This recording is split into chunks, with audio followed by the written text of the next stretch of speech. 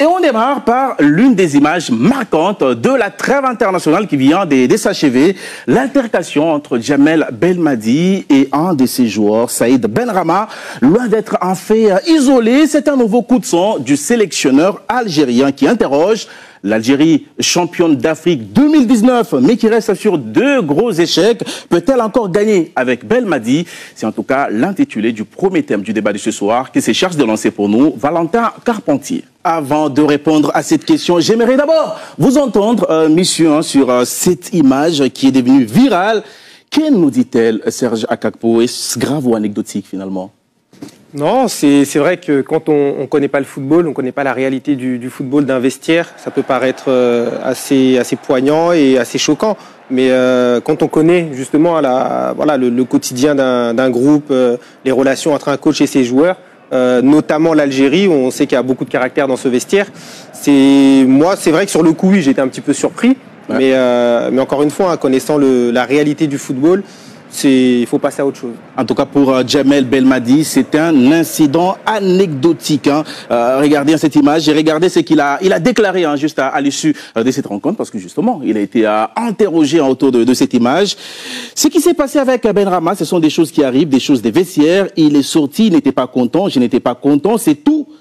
Mamad, on est quand même d'accord que ce n'est pas une affaire des vestiaires. Tout le monde a vu et ça change tout. Non, après moi je pense que la réaction de Djamel n'aura pas dû avoir lieu. Je pense qu'il aura dû se maîtriser, se contrôler. Mais j'ai toujours eu du mal avec, parce que Serge l'a dit, la réalité des vestiaires, c'est que ça arrive souvent, ce genre de situation où un joueur est soit déçu, soit frustré de son match et refuse de serrer la main à son entraîneur. Et il faut laisser couler. Non, j'ai toujours eu un problème avec ça, parce que je pense que Benrahma, même si c'est un joueur de caractère, son entraîneur aussi est un joueur de caractère. C'est grâce à ce caractère-là qu'ils ont pu remporter une CAN. Mais quand ça arrive à un joueur, on les critique à juste titre. Je me rappelle d'une des CAN en 2006, Mido, remplacé par son entraîneur qui s'est fâché. C'était d'ailleurs un match contre le Sénégal. On a beaucoup critiqué Mido, mais quand ça arrive à tu peux être déçu de ton match, tu peux être déçu de ta prestation, mais tu viens de faire 75 minutes, donc...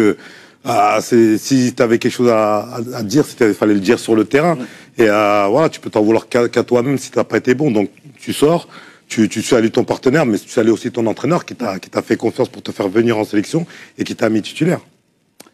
Xavier Barré, quel est votre ressenti? Non, mais c'est vrai que sur les images brutes, on peut être un peu surpris. Après, on connaît Belmadi, on connaît son tempérament. Et c'est lui le patron. Et il a le droit d'employer comme ça un joueur. Il s'exprime avec sa façon. Et le joueur est presque contre lui. Est-ce que ça ne réduit pas son autorité? C'est la question. Non, je pense pas. Au contraire, pour moi, ça l'affirme. Ça l'affirme. Mais c'est lui qui rappellera ou pas Benrahma le mois prochain. Et il peut d'autant plus le faire que il a un effectif, et on va en parler, qui s'est considérablement élargi, considérablement enrichi. Il y a d'autres entraîneurs. J'y pense au Mister qui ont d'autres façons de faire. Non, moi je suis pas d'accord par rapport à ça. Autant je suis d'accord avec Mamad, le joueur doit serrer la main, coéquipier, entraîneur normalement. Mais il arrive que les joueurs ne le fassent pas. Mais l'entraîneur, c'est quelqu'un, c'est le commandeur, c'est celui qui doit prendre de la hauteur par rapport à ces événements-là. Ça veut dire que dans 2 jours, ils vont se poser des coups de poing sur le bord de la touche. Non, c'est pour ça que j'ai dit que c'est pour ça que j'ai dit que la réaction de Djamel Belmadi n'aura pas lieu. Voilà, n'est pas la bonne. Je trouve que depuis la CAN, je sais pas, il a eu des résultats effectivement depuis qu'il s'est fait éliminer au mondial. Il a réussi à reprendre la main au niveau du jeu, mais il y a trop de fureur. À un moment, un entraîneur, ça doit amener de la fureur peut-être dans le vestiaire, dans le huis clos, mais beaucoup de tranquillité dans ce qu'il diffuse à ses joueurs à un certain moment. Et là, cette image-là, il n'a pas pris de la hauteur et pour moi, il n'a pas gagné des points sur ce truc-là. Et c'est la raison pour laquelle on en débat ce soir. Parce que si c'était un fait isolé, on n'allait pas en parler. Mais sauf que Samuel Lobé a en parlé, ça fait un moment...